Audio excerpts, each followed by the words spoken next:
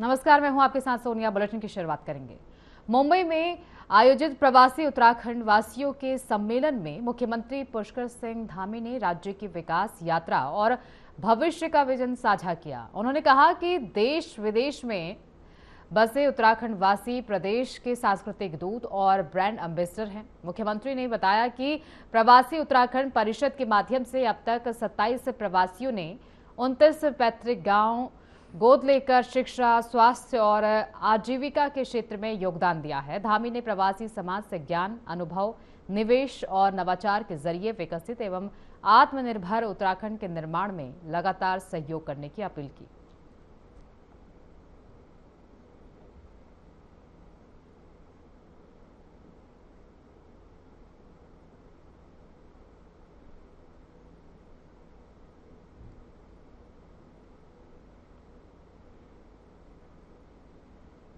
इस बीच बड़ी जानकारी आप तक पहुंचाएंगे। देहरादून से ये बड़ी खबर, सीएम धामी पेंशन राशि करेंगे 1 क्लिक हस्तांतरण।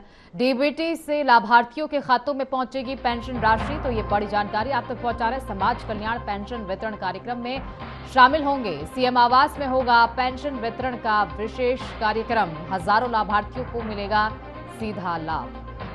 तो सीएम धामी पेंशन राशि वितरण करेंगे। डीबीटी से लाभार्थियों के खातों में पहुंचेगा पैसा। समाज कल्याण पेंशन वितरण कार्यक्रम में शामिल होंगे। सीएम आवास में होगा पेंशन वितरण का विशेष कार्यक्रम। हजारों लाभार्थियों को मिलेगा सीधा लाभ। तो ये बड़ी जानकारी आप तक पहुंचा रहे हैं। देहरादून से सीएम धामी पेंशन राशि करेंगे 1 क्लिक हस्तांतरण। डीबीटी से लाभार्थियों के खातों में पहुंचेगा पेंशन राशि। समाज कल्याण पेंशन वितरण कार्यक्रम में शामिल होंगे। सीएम आवास में होगा पेंशन वितरण का विशेष कार्यक्रम।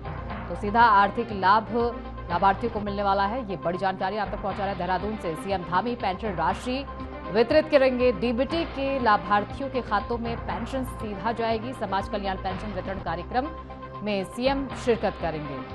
तो ये बड़ी जानकारी आप तक पहुंचा रहे हैं। हजारों लाभार्थियों को इसका सीधा फायदा मिलने वाला है। सीएम धामी पेंशन राशि 1 क्लिक में हस्तांतरित करेंगे। डीबीटी से लाभार्थियों के खाते में जाएगी पेंशन राशि। सीएम आवास में होगा पेंशन वितरण का विशेष कार्यक्रम।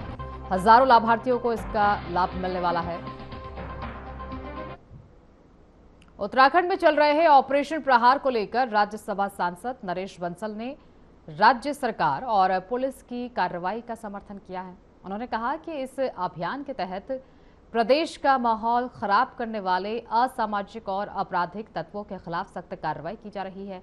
बंसल ने कहा कि पहाड़ हो या मैदान, किसी भी अपराधी को किसी भी हाल में बख्शा नहीं जाएगा। उन्होंने कहा कि फर्जी पहचान या भेष बदलकर रह रहे लोगों के खिलाफ भी कानून के अनुसार कार्रवाई की जा रही है। राज्यसभा सांसद ने कहा कि पुलिस को निष्पक्ष और प्रभावी कार्रवाई के लिए पूरी स्वतंत्रता दी गई है ताकि आम नागरिकों की सुरक्षा सुनिश्चित हो और प्रदेश में शांति, कानून व्यवस्था और सुरक्षित माहौल कायम रखा जा सके।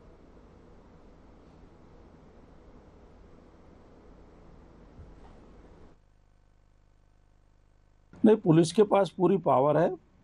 प्रहार मिशन पावर के आधार पर ही चल रहा है। अपराधियों को छोड़ा ना जाए और सामान्य व्यक्ति को कोई कठिनाई ना हो, इसको लेकर पुलिस को पूरी छूट है और पुलिस उस पर काम कर भी रही है। जहाँ कहीं हम देखते हैं घटना होती है तो 2-4 दिन के अंदर अपराधी पकड़ा जाता है, कानून के हवाले होता है, फिर कानूनी प्रक्रिया में उसको जो भी सजा वगैरह होती है वो होती है।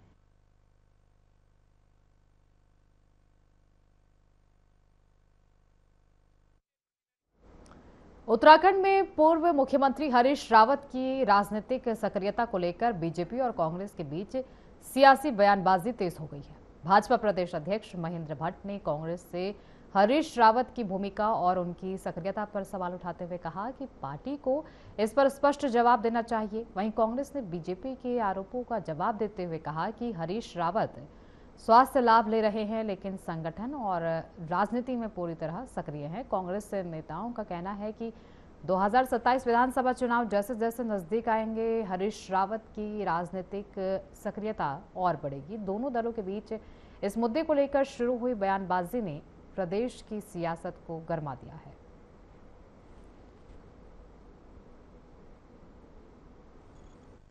देखिए, हरीश रावत जी का चित्र कांग्रेस के पोस्टर से गायब है, हरीश रावत ही राजनीति से गायब हैं, इस पर तो कांग्रेस के लोग ही उत्तर दे पाएंगे। एक कांग्रेस किसी भी रूप से भारतीय जनता पार्टी के तंत्र के आगे खड़ी नहीं हो सकती है। हम लोगों ने अपने विकास कार्यों के आधार पर अपने कार्यक्रम आगे बढ़ाए हैं और मैं कह सकता हूँ अभी प्रधानमंत्री जन जन की सरकार जन जन के द्वार जो कार्यक्रम चल रहे हैं उनके माध्यम से भी सभी स्थानों पर बहुत व्यापक कार्यक्रम होंगे, जन समस्याओं का समाधान होगा। भारतीय जनता पार्टी के प्रदेश अध्यक्ष शायद दोपहर में भी सपने देखने लग गए हैं, उन्हें सच्चाई दिखाई नहीं दे रही है। हरीश रावत जी कांग्रेस पार्टी के नहीं, इस राज्य के सबसे वरिष्ठ नेताओं में हैं। उनको पोस्टरों से गायब करने का सवाल ही नहीं है। कांग्रेस के कार्यकर्ता उनको अपना आदर्श मानते हैं और निश्चित तौर पर वो कुछ समय के लिए स्वास्थ्य लाभ जरूर ले रहे हैं, लेकिन राजनीति से गायब होने का सवाल नहीं है। भारतीय जनता पार्टी तो सोते जागते। बद्रीनाथ धाम में चढ़ावे में कथित गड़बड़ी के मामले को लेकर सियासी बयानबाजी तेज हो गई है। कांग्रेस प्रदेश अध्यक्ष गणेश गोदियाल ने बद्री केदार मंदिर समिति द्वारा गठित जांच समिति की निष्पक्षता पर सवाल उठाते हुए कहा कि जिन लोगों पर आरोप लगे हैं उन्हीं के अधीन जांच कराना उचित नहीं है। उन्होंने मुख्यमंत्री से मांग की कि मामले की जांच विधानसभा की समिति से कराई जाए और पूरी प्रक्रिया की निगरानी किसी हाईकोर्ट के न्यायाधीश की देखरेख में हो। गोदियाल ने आरोप लगाया कि मौजूदा जांच समिति निष्पक्ष जांच के बजाय सबूतों को मिटाने की कोशिश जैसी प्रतीत होती है। उन्होंने कहा कि श्रद्धालुओं की आस्था से जुड़े इस मामले में पारदर्शी और स्वतंत्र जांच जरूरी है ताकि सच्चाई सामने आ सके और लोगों का विश्वास बना रहे।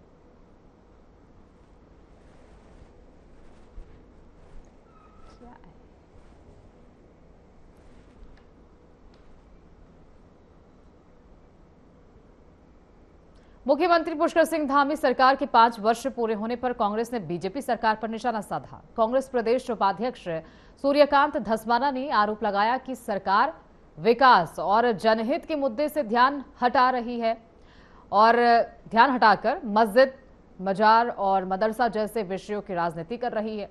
उन्होंने कहा कि बेरोजगारी, शिक्षा और विकास जैसे अहम मुद्दे पर सरकार के पास कोई ठोस योजना नहीं है।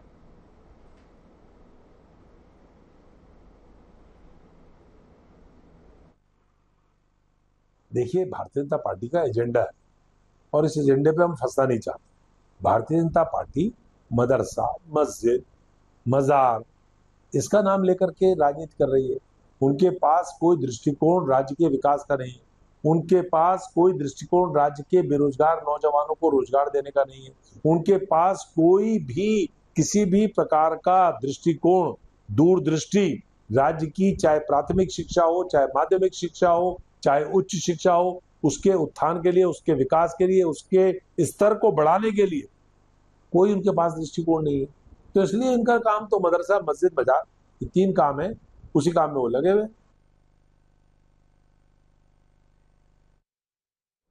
लैंसडाउन से बीजेपी विधायक दिलीप सिंह रावत के वीर चंद्र सिंह गढ़वाली पर दिए गए बयान को लेकर उत्तराखंड की राजनीति में विवाद गहरा गया है। कांग्रेस और उत्तराखंड क्रांति दल ने इसे स्वतंत्रता सेनानी का अपमान बताते हुए कड़ी आपत्ति जताई है।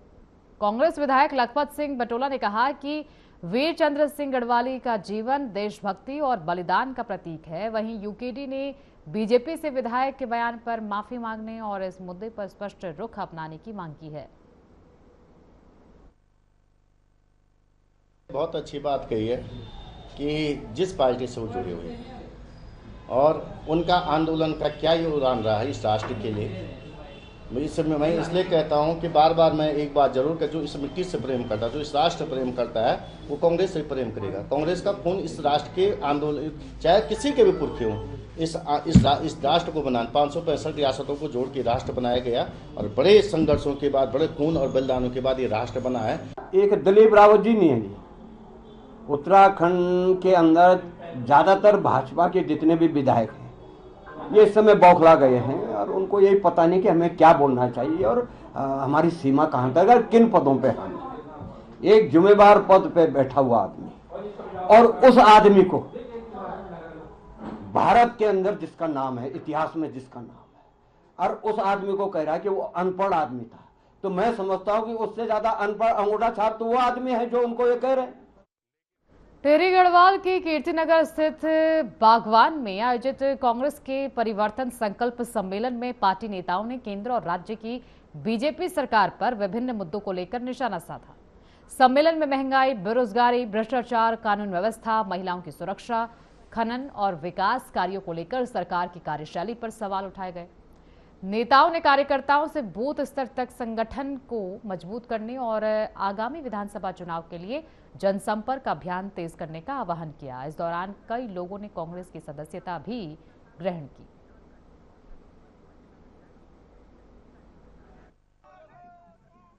कांग्रेस ने प्रदेश के अंदर खास तौर से जो पर्वतीय जनपद हैं यहाँ पर परिवर्तन यात्रा निकालने का संकल्प लिया है और आज उसी कड़ी में हम देवप्रयाग पहुँचे हैं, जो हमारी धर्म नगरी है, कुंभ नगरी है, यहाँ पहुँचे हैं। और जिस तरीके से आज कांग्रेस और आम जन के लोग इस परिवर्तन यात्रा में सम्मिलित हुए हैं। देखिए, ये परिवर्तन संकल्प यात्रा है, कांग्रेस पार्टी ने ये पूरे प्रदेश स्तर पर चलाई है और आज हमारे बीच में हमारे प्रीतम सिंह जी और विक्रम नेगी जी और अन्य तमाम जो वरिष्ठ नेता थे वो यहाँ पे आए। आज कांग्रेस पार्टी द्वारा प्रदेश कांग्रेस के नेतृत्व में उनके आह्वान पर जो हमारे देवप्रयाग विधानसभा में परिवर्तन संकल्प सम्मेलन का आयोजन किया गया, उसमें जो जनसैलाब उमड़ा, उससे साफ जाहिर है कि देवप्रयाग की जनता परिवर्तन चाहती है और आज पूरे प्रदेश में परिवर्तन के रूप में कांग्रेस को लाने के रूप में पूरी जनता प्रतिबद्ध है। सबसे पहले मैं आपका चैनल का धन्यवाद करना चाहूंगा।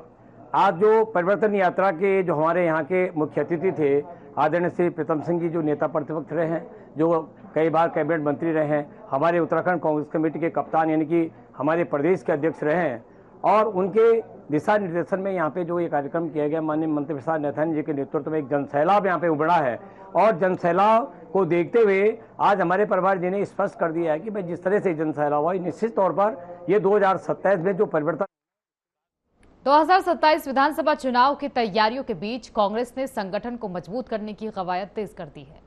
इसी क्रम में अखिल भारतीय कांग्रेस कमेटी के महासचिव और सांसद केसी वेणुगोपाल ने 9 और 10 जुलाई को 2 दिवसीय उत्तराखंड दौरे पर देहरादून आएंगे।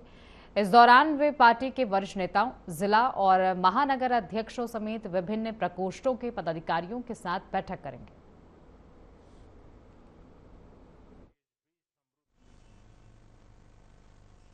दो 2027 के विधानसभा चुनाव के लिए कांग्रेस पार्टी बहुत गंभीर है, इसीलिए जमीनी स्तर पर आप देख रहे हैं कांग्रेस पार्टी मजबूत तैयारी कर रही है। हमारे वरिष्ठ नेता परिवर्तन संकल्प यात्रा प्रदेश में अलग अलग जोन में निकाल रहे हैं और 9 और 10 तारीख को कांग्रेस पार्टी के राष्ट्रीय महासचिव संगठन वेणुगोपाल जी 2 दिवसीय उत्तराखंड के दौरे पे आ रहे हैं। वो कांग्रेस मुख्यालय में कांग्रेस के वरिष्ठ नेताओं के साथ, हमारे प्रकोष्ठों के अध्यक्षगणों और पदाधिकारियों के साथ, महानगर जिला अध्यक्षों के साथ।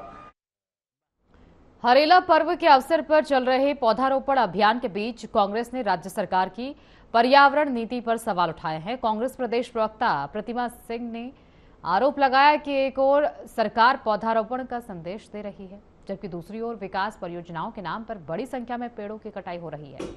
उन्होंने कहा कि हरेला प्रकृति संरक्षण का प्रतीक है और इसे केवल औपचारिकता तक सीमित नहीं रखा जाना चाहिए। सरकार को पर्यावरण संरक्षण के लिए ठोस और प्रभावी कदम उठाने चाहिए।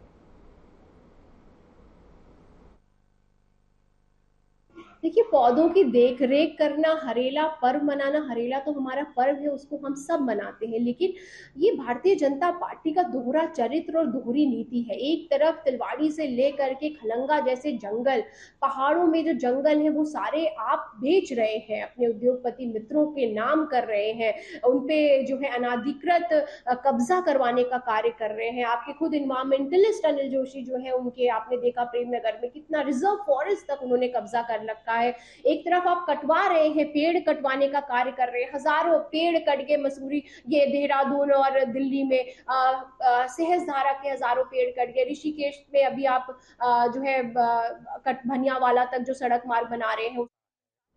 गदरपुर में पूर्व विधायक प्रेमानंद महाराज ने अयोध्या राम मंदिर चंदा मामले में कथित गड़बड़ी को लेकर बड़ा बयान दिया है।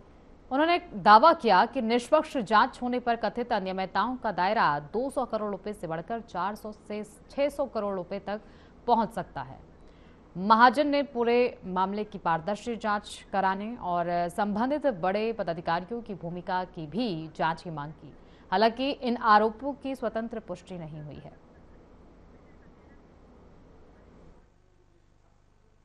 आजकल जो राम मंदिर में जो चंदा चोरी हुआ 200 करोड़ का लगभग का एक आइडिया जो निकल के आया है सोशल मीडिया के माध्यम से, या जो भी आकलन में जो 200 करोड़ का ये कह रहे हैं।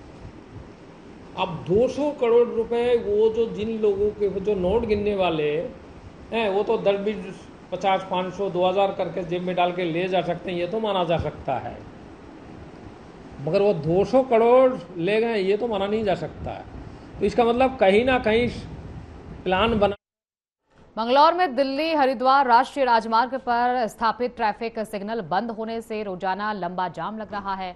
चारधाम यात्रा और हरिद्वार आने जाने वाले हजारों वाहन इसी चौराहे से गुजरते हैं, लेकिन रेड लाइट चालू न होने के कारण यातायात व्यवस्था पूरी तरह प्रभावित हो रही है। वाहन चालकों और स्थानीय लोगों को घंटों जाम में फंसना पड़ रहा है। नगरपालिका और क्षेत्रवासियों ने संबंधित विभाग से ट्रैफिक सिग्नल जल्द शुरू करने की मांग की है। उनका कहना है कि कांवड़ यात्रा शुरू होने से पहले यदि व्यवस्था दुरुस्त नहीं की गई तो यातायात की समस्या और गंभीर हो सकती है। स्थानीय लोगों ने प्रशासन से जल्द समाधान निकालकर सुचारू यातायात व्यवस्था सुनिश्चित करने की अपील की है। नगरपालिका मंगलौर ने इसका प्रस्ताव दिया था NH को, और उस प्रस्ताव के अनुरूप ये लाइट लगाई थी, लेकिन मेरे हिसाब से 24 घंटे चल के बिल्कुल भ्रष्टाचार की भेंट चढ़ गई। NH वालों को इसमें देखना चाहिए। दिल्ली से आप हरिद्वार अगर जाओगे तो जहाँ भी जाम मिलेगा वो मंगलौर समझो आप। और यहाँ 3-4 बच्चों का अब तक मतलब एक्सीडेंट में मौत हो चुकी।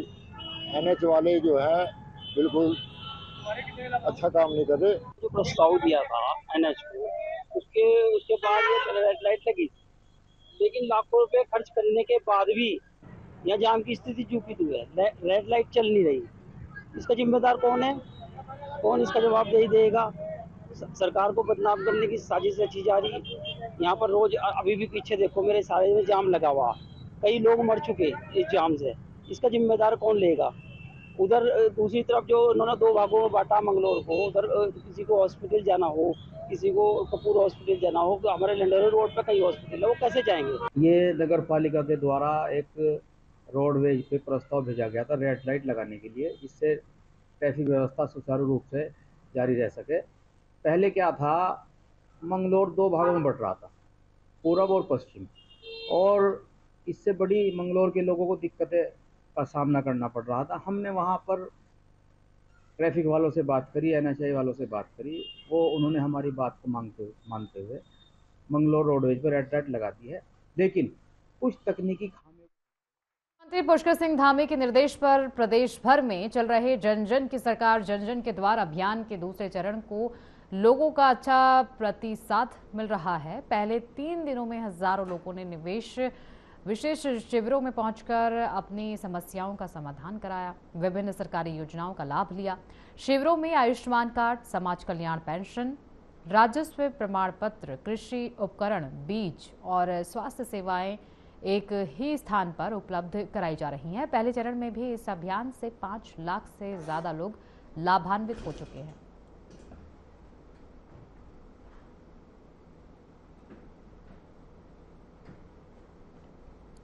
देहरादून में रहकर भारतीय उत्तराखंड की ओर से 2 दिवसीय नेतृत्व प्रशिक्षण शिविर का आयोजन किया गया। शिविर का उद्देश्य सहकारी समितियों के लिए पारदर्शी, ईमानदार और संस्कारवान नेतृत्व तैयार करना है। इस अवसर पर प्रदेश अध्यक्ष विनोद गौड़ ने कहा कि सहकारी समितियां केवल ऋण वितरण तक सीमित नहीं रहे, बल्कि किसानों की आय बढ़ाने, उन्हें नए व्यवसायों से जोड़ने और आत्मनिर्भर बनाने की दिशा में भी प्रभावी भूमिका निभाए। उन्होंने कहा कि सहकारिता आंदोलन को मजबूत करने के लिए जनहित, किसान हित और पारदर्शी कार्यशैली को सर्वोच्च प्राथमिकता देना आवश्यक है। शिविर में सहकारिता के विभिन्न पहलुओं पर प्रशिक्षण दिया गया और प्रतिभागियों को संगठन को अधिक प्रभावी एवं जनोन्मुखी बनाने के लिए प्रेरित किया गया। सहकारिता के बारे में हम चाहते हैं कि जो हमारे बहुउद्देशीय साधन सहकारी समिति है, क्रेडिट देने वाली समिति है, ये सिर्फ ऋण का ही काम न करें, ये बहुत और भी व्यवसाय कर सकती है और किसानों को समृद्धि दे सकती है। इसके लिए ये शिविर लगाया गया है।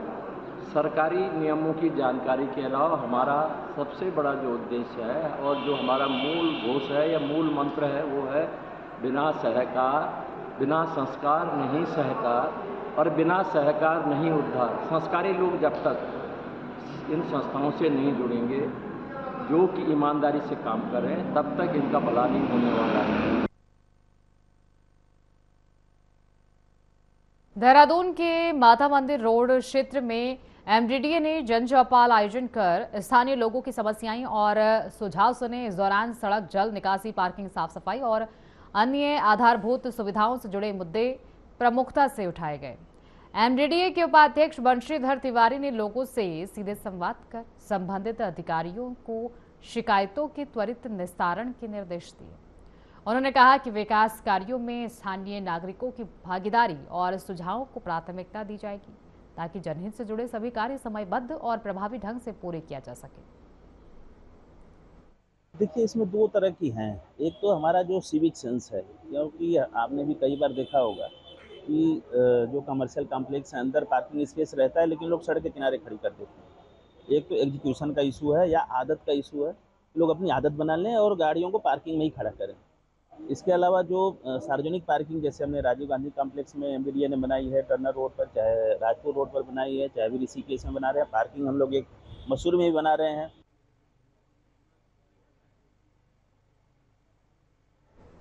देहरादून में सड़क हादसों पर रोक लगाने के लिए परिवहन विभाग का चेकिंग अभियान लगातार जारी है। अभियान के दौरान कई ऐसे वाहन सामने आए हैं जो ऑनलाइन चालान होने के बावजूद सड़कों पर चलते पाए गए हैं।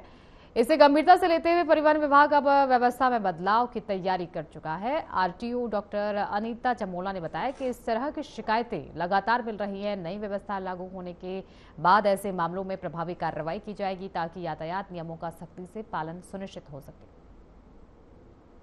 ये अभी संज्ञान में आया है कि हमारे यहाँ 3 तरह से चालान होते हैं। एक तो हमारी जो टीम्स हैं रोड पर जाती हैं, वो टैब के माध्यम से चालान करती हैं, और दूसरा ANPR के माध्यम से जो हमारे कैमरा लगाए हुए हैं परिवहन विभाग के, उनके माध्यम से हम चालान करते हैं।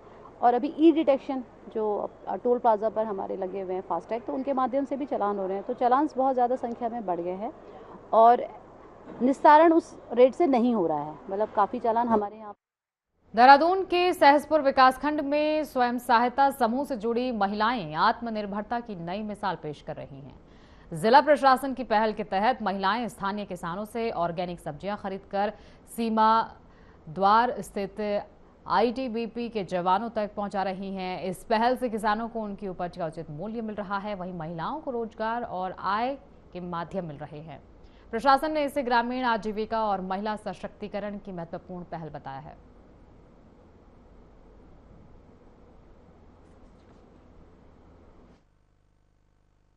और उड़ान सहसपुर ब्लॉक से हमारा उड़ान क्लस्टर है और इसमें हमारी समूह की महिलाएं काफ़ी काम कर रहे हैं। इंडिविजुअल भी काम कर रहे थे, कोई ग्रुपिंग में काम कर रहे थे। अभी हाल में हमारा आटा चक्की यूनिट का काम चला है।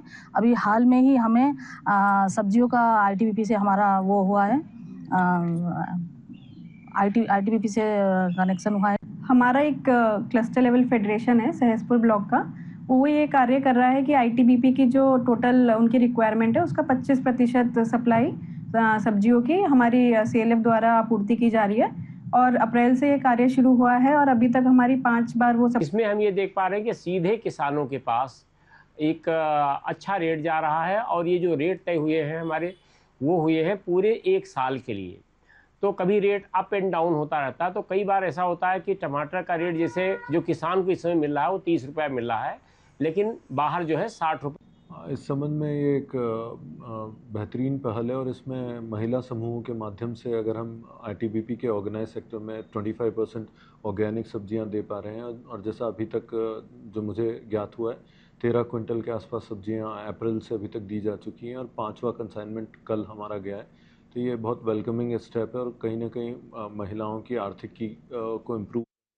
उत्तराखंड में नदियों और जल स्रोतों के संरक्षण को नई गति देने के लिए सचिवालय में स्प्रिंग एंड रिवर रेजुवेशन अथॉरिटी की राज्य स्तरीय कार्यकारी समिति की बैठक हुई। बैठक में एक जनपद एक नदी योजना, धारा, नौला संरक्षण, भूजल पुनर्भर्जन और नदी पुनर्जीवित परियोजना की समीक्षा की गई।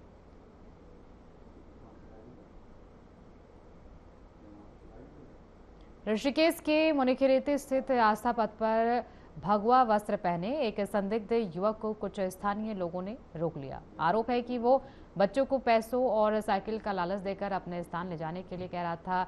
घटना का वीडियो सोशल मीडिया पर वायरल हो रहा है। हालांकि पुलिस को अभी तक कोई औपचारिक शिकायत प्राप्त नहीं हुई है और आरोपी की स्वतंत्र पुष्टि नहीं हो पाई है। स्थानीय लोगों ने साधु के भेष में घूमने वाले संदिग्ध व्यक्ति के सत्यापन की मांग की है।